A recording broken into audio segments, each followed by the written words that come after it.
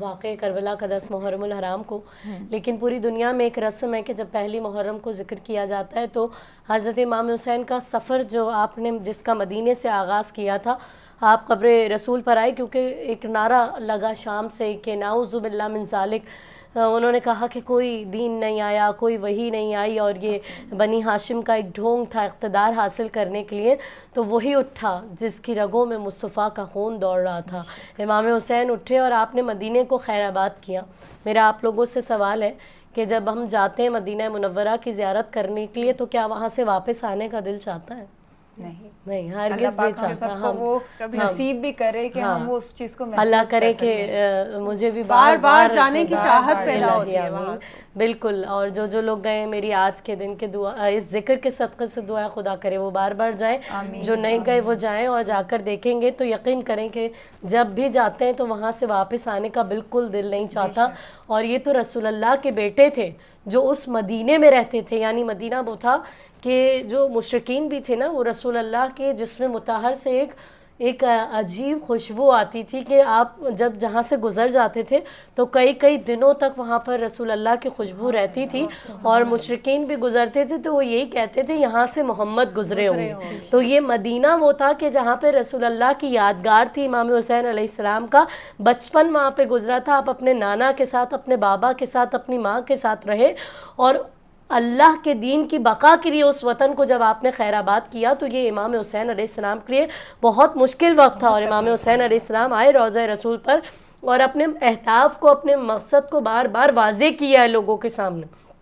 کہ ایسا نہ ہو کہ کل کو کوئی اللہ کے حضور میں شکوہ کر دے، خدا ہم تو جانتے ہی نہیں تھے کہ حسین آخر کس مقصد کے لیے چلے تھے۔ حسین بار بار بتاتے رہے لوگوں میں نانا کے دین کی اصلاح کے لیے جا رہا ہوں، اور اپنے نانا کی قبر مطہر پہ آئے، لپٹ گئے رسول اللہ کی قبر سے اور کہتے ہیں نانا میں آپ کی امت کے لیے اصلاح کے لیے جا رہا ہوں، نانا میں آپ کو چھوڑنا نہیں چاہتا، مدینہ چھوڑنا نہیں چاہتا، لیکن آپ کی امت نے مجھے مجبور کر دیا ہے کہ انہوں نے معروف کو منکر کر دیا ہے، منکر کو معروف کر دیا ہے، میں امر بالمعروف و نہی عن المنکر کے لیے جا رہا ہوں، یعنی جو آپ کی سنت ہے کہ نیکی کا حکم دو، برائی سے روکو، تو میرا مقصد اور ہدف یہی ہے کہ میں آپ کی دین کی اصلاح کے لیے، آپ کی امت کی اصلاح کے لیے، آپ کے دین کی بقا کے لیے مدینے کو خیر آباد کہہ رہا ہوں۔ پھر آپ اپنی ماں کی قبر پر آئے اور کہا کہ اماں میں آپ سے رخصت ہو کر جا رہا ہوں اور جو ہے میں کربلا چلا جاؤں گا، تو بی بی کی آواز آئی حسین آپ کو تو میں نے چکیاں پیس پیس کر پالا تھا، آپ جا رہے ہیں تو میری روح بھی آپ کے ساتھ ساتھ جائے گی، اور میں تو مقتل میں آؤں گی جب آپ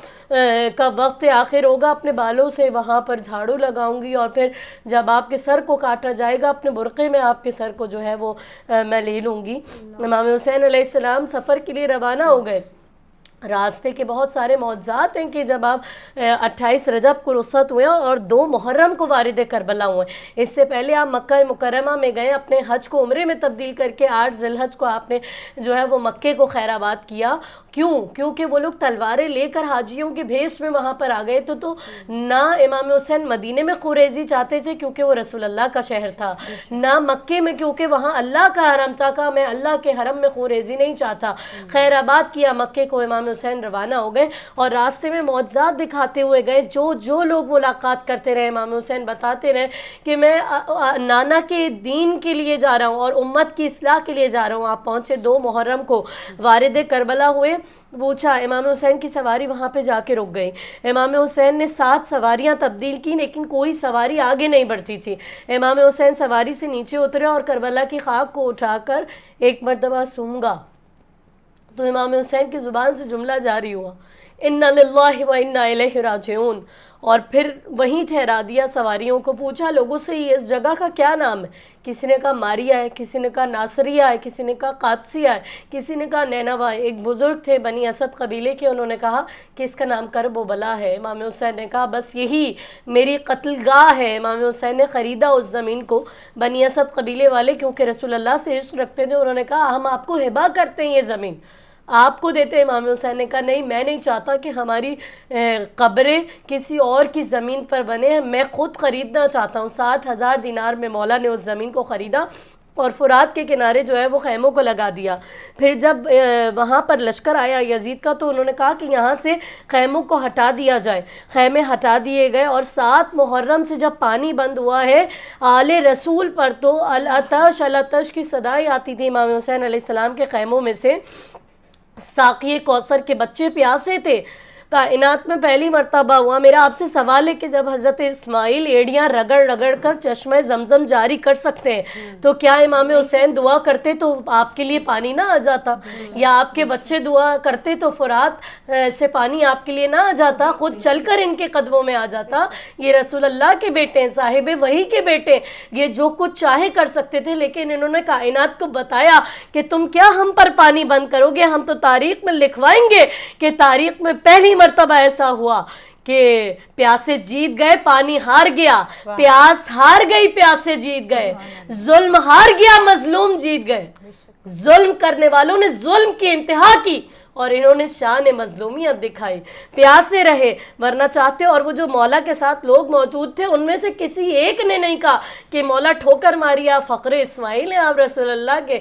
بیٹے، مولا آپ ہمیں پانی پلا دیجئے۔ نہیں، وہ معرفت کی ان منزلوں پر تھے کہ وہ شکوہ کرنا نہیں جانتے تھے، وہ صرف صبر کرنا جانتے تھے، اور وہ جانتے تھے کہ ہمارا ذکر باقی رہے گا۔ امام حسین علیہ السلام جو ہے وہ لوگوں کو بتاتے رہے، بہت سارے خطبات آپ نے دیے، لیکن جب روز عاشور نمودار ہوئی امام حسین نے اپنے بیٹے حضرت علی اکبر سے کہا علی اکبر آپ اذان دیجئے،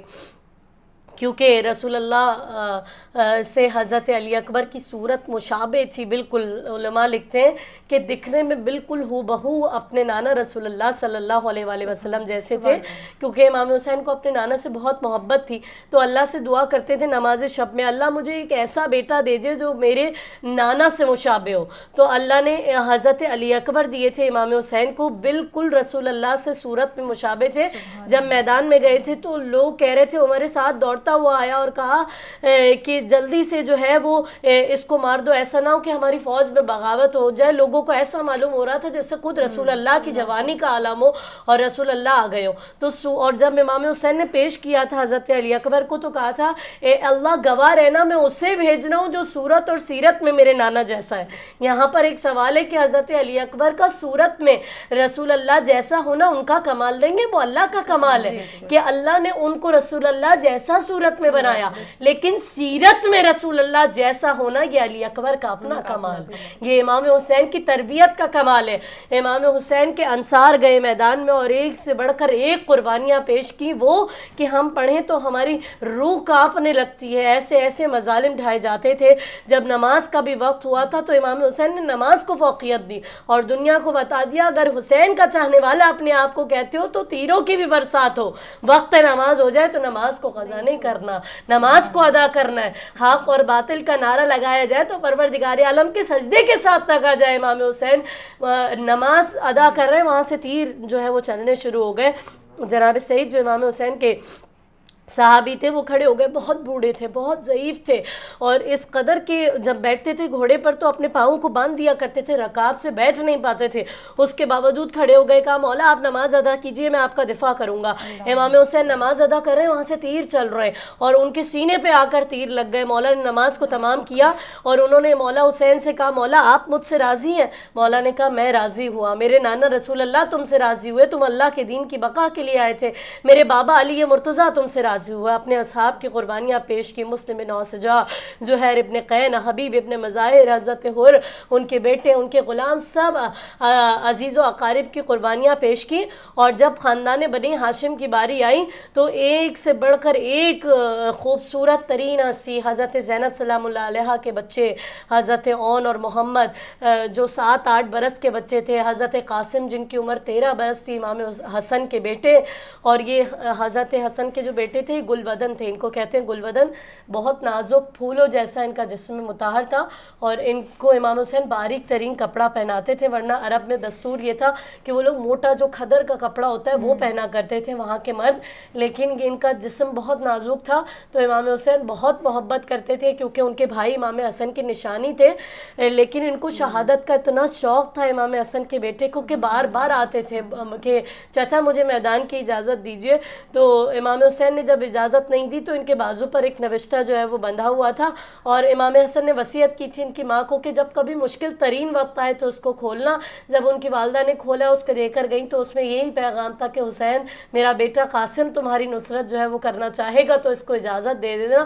حضرت قاسم جب میدان میں گئے اتنے بہادر تھے، 13 سال کے تھے، کیونکہ مولا علی کے جو بیٹے حضرت عباس علمدار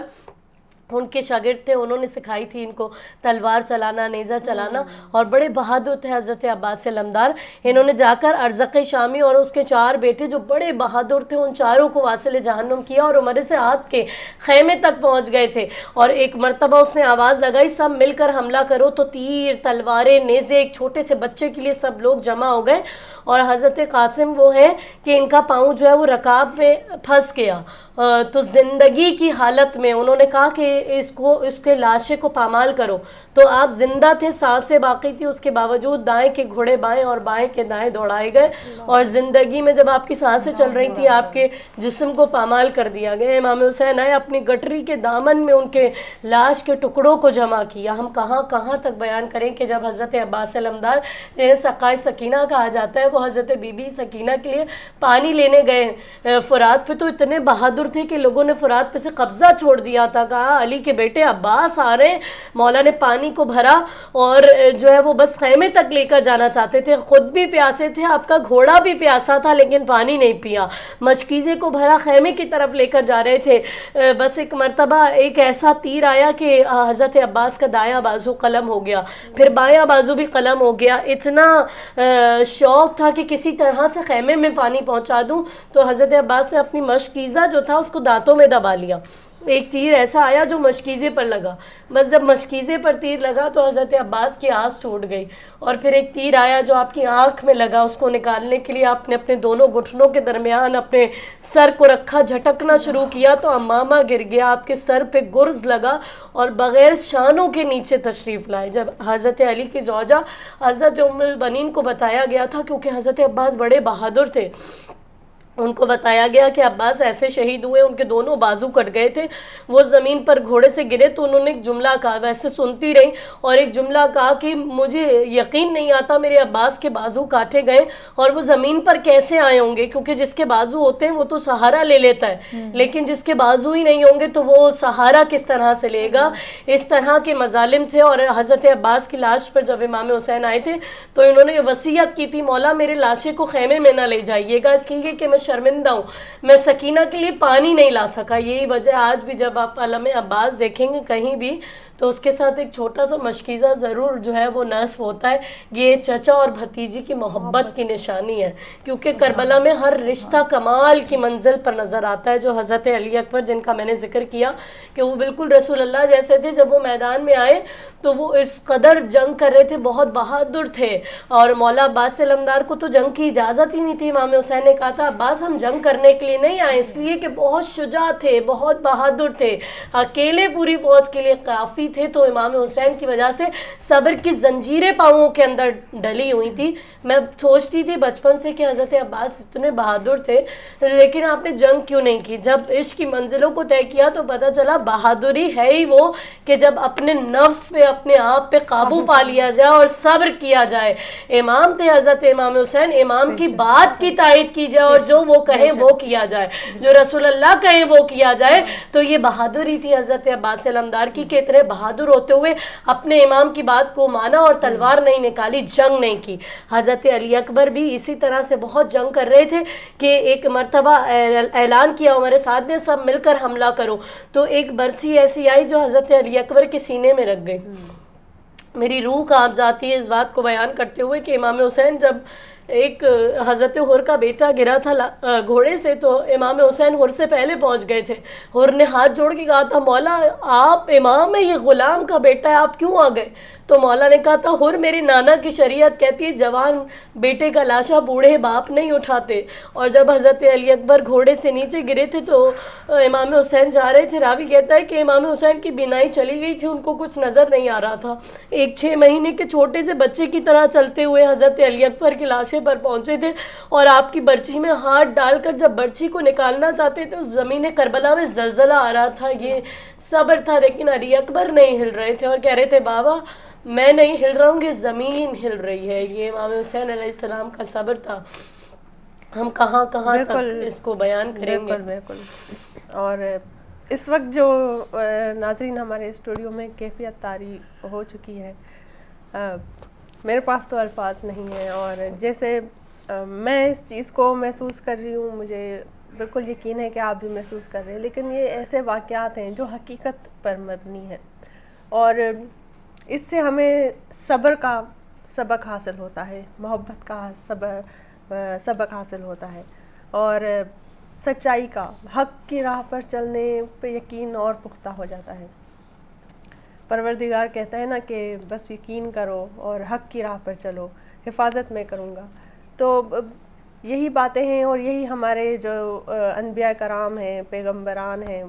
ان کی جو زندگی ہے، ان کی زندگی کتنی مشکلوں سے بھری ہوئی تھی. ضمن محسوس ہوتا ہے کہ ہماری زندگی تو کچھ بھی نہیں ہے ان لوگوں سے، اور ان واقعات سے اگر سیکھا جائے تو